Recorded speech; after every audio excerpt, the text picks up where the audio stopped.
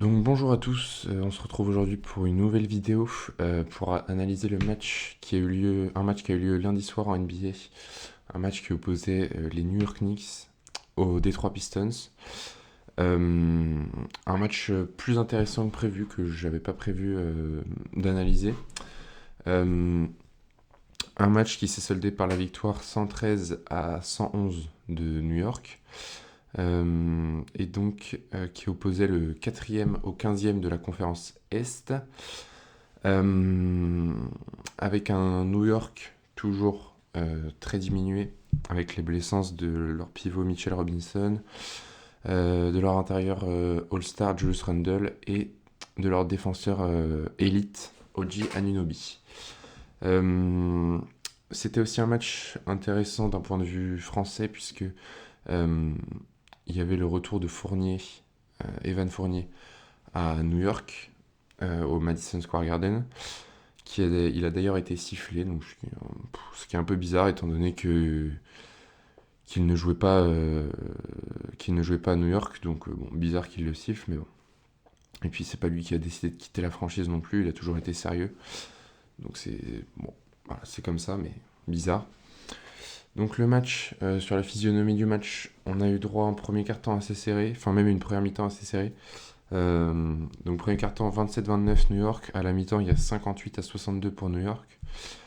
Le troisième quart-temps lui est beaucoup plus... Enfin beaucoup plus non mais il est un peu plus ouvert avec New York qui prend un peu d'avance 84-92.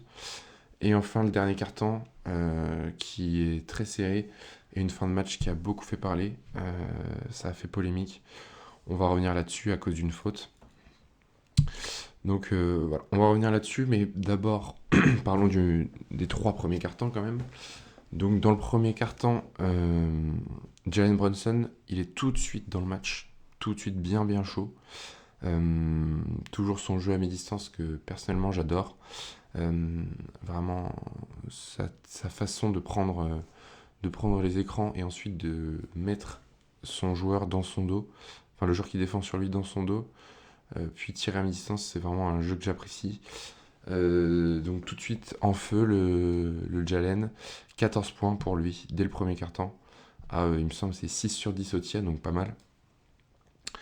Il est tout de suite en compétition, en bataille avec Kate Cunningham, qui lui aussi fait un excellent premier quart-temps.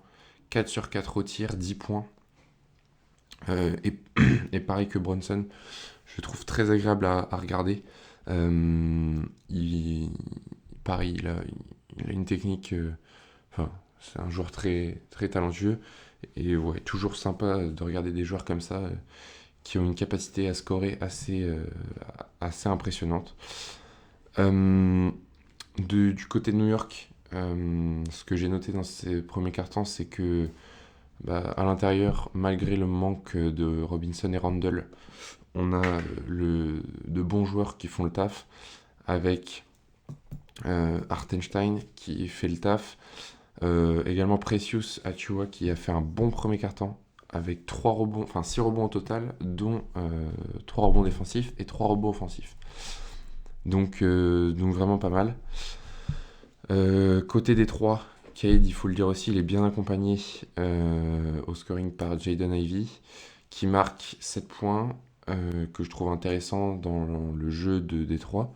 Mais malheureusement, Détroit, enfin, Monty Williams ne le fait jouer que au total 24 minutes. Voilà. Je ne sais pas pourquoi. Voilà. Il pourrait le faire jouer 30 facilement, mais il a décidé de le faire 24. Alors peut-être qu'il y a une information que j'ai pas, peut-être qu'il est blessé.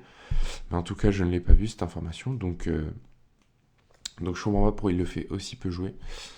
Euh, donc 7 points de Jaden Ivey qui a de plus en plus ses propres plays, enfin qu'on laisse de plus en plus se jouer tout seul. Un peu à la manière de Cade, qui, bon, c'est pas vraiment des ISO, mais en tout cas ils jouent leur 1 contre 1 avant de faire quoi que ce soit d'autre. Et donc je trouve ça intéressant pour lui. Aussi, implication intéressante, j'ai trouvé de Ozar Thompson dans ce premier quart-temps. Ça se reflète pas dans les stats, mais dans le jeu, je l'ai trouvé omniprésent. Et dans ce premier quart-temps, oui, j'ai aussi noté que c'était le retour des anciens, entre guillemets, avec donc le retour de Fournier, aussi le retour à New York de Quentin Grimes, qui rentre dans ce premier quart-temps. Et pour New York, les anciens de Détroit, on a Bojan Bogdanovic et Alec Burks, pardon. Donc voilà pour ce premier quart-temps. Dans le deuxième quart-temps, on a une petite baisse de régime pour Brunson qui rate un peu plus de paniers. Bon, je vais vous dire ça tout de suite, mais je crois qu'il marque quand même quelque chose comme 7 points, quelque chose comme ça. Quart-temps 2. Ah non, pas du tout, il marque 3 points. Bah voilà. 1 sur 5 au tir, 3 points. Une baisse de régime de Brunson, mais par contre, Josh Hart et Bogdanovic prennent le relais au scoring. 10 points pour Josh Hart et 8, il me semble, pour Bogdanovic. Je vais vérifier. Ouais, c'est ça, 8 points dans le deuxième quart-temps. Donc, surtout Josh Hart, toujours important dans cette équipe de New York. Il apporte aussi, c'est pas le meilleur défenseur, mais il apporte quand même une certaine intensité défensive qui est intéressante et qui met au diapason toute l'équipe. Donc grâce à ça, New York prend un peu d'avance en ce début de deuxième quart-temps. Mais Détroit revient fort à peu près après la moitié du deuxième quart-temps, avec une défense que j'ai trouvée intéressante et qui a vraiment mis en difficulté New York. Même Cunningham, qui n'est pas réputé pour être un très grand défenseur, se met à défendre. Il a même pris un contre dans ce deuxième quart-temps. Et surtout, il continue son chantier offensif en restant à 100%. Il arrive à la mi-temps à 100% au tir, ce qui est quand même assez impressionnant, sachant que il met 20 points et qu'il prend exactement... Pardon. Il prend exactement 6 tirs, voilà, 6 sur 6 au tir, tranquille, 20 points. Et donc, voilà. Et à la mi-temps, New York mène 58-62. Dans ce deuxième quart-temps, j'avais aussi noté que l'entrée de Simone Fontecchio, côté Détroit, avait fait du bien. Donc peut-être une bonne surprise côté Détroit, qui vient des trades qu'ils ont fait durant cette saison. Le troisième quart-temps, donc c'est celui qui est le moins serré, on va dire. J'ai noté que Dante DiVincenzo, dont on n'a pas trop parlé depuis le début de ce match, avait fait un bon troisième quart-temps. Que pareil, là, au premier quart-temps, c'était Brunson qui marquait beaucoup. Deuxième, c'est Josh Hart. Et le troisième quart-temps, c'est DiVincenzo qui marque beaucoup. Bon, toujours accompagné de Brunson, qui là, pour le coup, au troisième quart-temps, met quelque chose comme il met une dizaine de points. De l'autre côté, Cunningham, toujours en feu, 12 points. Alors là, par contre, il rate des tirs. Il en prend 10, il en met que 4, entre guillemets. Mais bon, il met quand même 12 points, donc voilà, toujours important au scoring. Donc c'est-à-dire qu'au troisième quart-temps, il est à 32 points. On verra à combien il finit, mais voilà. Et en plus, j'ai trouvé qu'il avait un comportement de leader. Parfois, c'est ce qui lui a reproché, je trouve. C'est que des fois, il va jouer tout seul, s'isoler, ne pas faire jouer ses coéquipiers et même ne pas être forcément... c'est pas un leader, on va dire, inné, hein. Il est pas très vocal. En tout cas, j'ai l'impression, du peu de matchs que j'ai vu de Détroit, à chaque fois, j'ai l'impression qu'il est pas très vocal. Mais là, pour le coup, je l'ai trouvé intéressant. Il fait des passes. Alors, bon, pareil, si à la fin du match, il a quand même 8 passes, on peut toujours dire qu'un meneur peut faire plus. Mais bon, 8 passes, ça reste très très correct. Enfin, même très bon, hein. Détroit aussi est bien aidé durant ce quart-temps par le chantier au rebond de Jalen Duren, qui en prend 16 durant tout ce match, dont 8 dans ce troisième quart-temps, et que j'ai trouvé pour le coup très très intéressant. Comme d'hab, intéressant, Jalen Duren. Je pense que beaucoup comme moi l'ont découvert cette saison, et son chantier au rebond, il est vraiment exceptionnel, hein. C'est vraiment un vrai intérieur de qualité, quoi. Donc je me dis, s'il se développe offensivement, parce que là ce qui pêche encore, c'est c'est en dessous du panier, il a beaucoup de mal à quand même concrétiser les occasions, enfin, sachant qu'il prend des rebonds offensifs, donc c'est un peu dommage de pas pouvoir remettre dedans. Mais il fait quand même du bien à Détroit, et ça se ressent dans le jeu, puisque Détroit du coup va beaucoup jouer à l'intérieur, ça va profiter du fait que Randle et Robinson ne soient pas là, même OG Anunoby en soi, OG Anunoby, pardon, qui est un gros défenseur. Donc voilà, la raquette de New York est un peu plus ouverte, il y a plus d'espace. Bon bah Détroit en profite et joue là-dessus. Euh, et va profiter de la faiblesse en face. Je vais essayer de regarder, peut-être, est-ce que je peux voir s'il y a combien de paniers dans la raquette. Non, ah si, points dans la raquette. Bon, bah voilà, ça ne montre pas du tout ce que je veux dire, mais il y a 40 points pour Détroit dans la raquette, contre 42 pour New York. Bon, bah voilà. Ça montre pas forcément ce que je veux dire, mais voilà, c'est toujours 40 points qui sont marqués dans la raquette, je trouve ça pas mal. Et puis bah je sais pas, enfin en tout cas je l'avais remarqué. Bon, au niveau des stats, ça se ressent pas forcément, mais je trouvais qu'il jouait bien l'intérieur.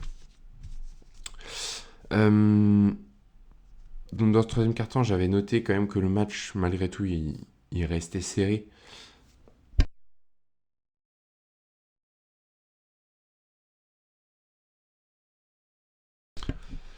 Pardon, j'ai éternué. Le match restait serré, avec un écart qui se maintenait entre 3 à 8 points de moyenne, même si effectivement c'est dans ce troisième quart-temps que New York prend le plus d'avance. Ils vont même être à des moments à plus de 11 points d'avance, je crois. Et voilà, donc on arrive à la fin de ce troisième quart-temps, 84-92 pour New York. Et là, on arrive dans le dernier quart-temps, qui est assez fou, avec une fin de match complètement folle et qui a fait polémique, comme j'ai dit. Donc on va en parler. Donc Détroit, dès le début du quatrième quart-temps, revient vite au contact de New York, à moins de 3 points, notamment grâce à des rebonds offensifs qui donnent des deuxièmes chances, et même une réussite dès le début du quart-temps à 3 points qui est intéressante. A contrario, New York n'a pas de réussite. À 7 minutes de la fin du match, il y a 96-98, donc New York n'a marqué que 6 points en 5 minutes. J'ai trouvé Fournier à ce moment-là assez intéressant. Il est sur le terrain. Il va faire deux interceptions sur Jalen Brunson, qui vont donner des paniers derrière. À 5 minutes 20 de la fin du match, il y a 101-101. Donc là, c'est la. Enfin, à part en début de match où je crois que Détroit mène, c'est la première fois que Détroit revient à égalité dans ce match. 101-101, du coup là ça réveille directement le Madison Square Garden qui était un peu endormi, enfin normal, il n'y a pas non plus toute la population qui va se déplacer pour voir un match Détroit-New York. Donc grosse ambiance tout de suite. À 3 minutes 30 de la fin, 106-104 Détroit. Détroit qui prend pour la première fois dans cette deuxième mi-temps l'avantage. Là, juste à partir de ce moment-là, Cunningham ne marque plus. Dans ce troisième quart-temps, il est à 0 sur 3 au tir. Et il va même pas avoir de lancer ou quoi. Donc il va vraiment marquer 0 points dans ce troisième quart-temps. Donc comme je vous ai dit, il était à 32 points à la fin du troisième. Et fin du match, il reste à 32 points. Donc dommage parce qu'il avait fait un gros match jusque-là. Et au moment où limite on a le plus besoin de lui, de son scoring, de ses talents en attaque, c'est là qu'il s'éteint un peu. Il va quand même faire 2 ou 3 passes, il me semble, dans ce quatrième quart-temps. Mais c'est dommage. C'est dommage qu'il en reste là. Donc voilà. À 2 minutes de la fin, New York reprend le lead, 110-109. On a dans ces 2 dernières minutes, ce que j'ai noté aussi, un gros bloc de Precious Achiuwa sur Jalen Duren, qui est sur une passe de Cade Cunningham, je crois qu'il fait un alley-oop. Et là, gros contre. Donc assez clutch, il permet à New York de rester devant. Et là on arrive sur les 30 dernières secondes de ce match avec une action où c'est du grand n'importe quoi. Donc j'essaierai de mettre au montage peut-être la vidéo de la dernière action, mais du coup on a un tir de Jalen Brunson qui est raté à 3 points. Rebond de Détroit. À ce moment-là, c'est un peu le cafouillage parce que le rebond est pas tout à fait. Enfin, le rebond est assez mal négocié, donc un peu cafouillage. Interception de New York, qui est fait, je sais plus qui fait une passe. À ce moment-là, Ozar Thompson, qui arrive de nulle part, il l'intercepte, il part en contre-attaque. Et là, vous avez Dante DiVincenzo qui arrive sur le côté et qui littéralement se jette dans les jambes de Ozar Thompson. Bon, certes, il joue la balle. Enfin, on voit bien qu'il se jette pas dans les jambes juste pour arrêter l'action. Il veut jouer la balle, mais il y a faute. C'est clair, évident, il y a faute. Les arbitres ne sifflent rien. Alors là, on ne comprend pas. Personne ne comprend. Interception New York. Jalen Brunson récupère la balle. Et puis, comme c'est le cafouillage partout, Josh Hart se retrouve seul sous le panier. Il marque. Et en plus, il vient prendre une faute de Jalen Duren, qui pour le coup saute tout droit, les deux bras en l'air. Il n'y a jamais faute. Ou alors, si vous sifflez la faute, c'est vraiment dur, mais dur. C'est une faute qui est compliquée. Et du coup, au final, New York qui a des lancers, Josh Hart qui rate son lancer. Du coup, et en plus, ils ont le rebond, New York. Hop, nouveau lancer, et puis là, c'est fini. 113-111 pour New York qui gagne dans la polémique. Donc évidemment, cette dernière action, elle soulève toujours des interrogations sur les arbitres. On sait bien qu'ils ne peuvent pas tout voir, mais bon, il y a quand même certaines limites. Et là, ça en fait partie. Et puis cette saison, c'est la saison, je trouve, où on parle le plus des arbitres. Alors, je suis à la NBA depuis quelques années et c'est la saison où on parle le plus des arbitres, de leurs erreurs. Je trouve qu'il y a une distance qui a été... Maintenant, il y a une distance entre les joueurs et les arbitres. Alors c'est bien, il faut qu'il y ait de la distance, faut pas que que les arbitres soient potes avec les joueurs, mais il y a une certaine limite. Maintenant, limite, les joueurs ne peuvent même plus venir parler aux arbitres. Bon, évidemment, un joueur qui vient gueuler sur l'arbitre, bon voilà, technique, pas de souci. Par contre, un joueur qui vient poser des questions ou quoi, et qui se fait renvoyer telle une merde, là, ça pose plus de questions. Et évidemment, ça a fait polémique. J'ai rien de plus à dire sur les arbitres en soi. Ça arrive de faire des erreurs. Mais comme l'a dit Monty Williams, il y a un certain ras-le-bol, j'ai l'impression, du niveau général des arbitres et des erreurs. On a souvent des équipes qui se plaignent de l'arbitrage. C'est vrai qu'on n'entend jamais parler des trois, mais je pense qu'ils ont raison de se plaindre, à mon avis. Ils sont pas les derniers à avoir des erreurs d'arbitrage en leur défaveur. Et donc là, Monty Williams, le coach de Détroit, qui a donc fait une déclaration après le match, il dit c'est le pire call de la saison, trop c'est trop, on en a marre d'entendre les mêmes choses, encore et encore.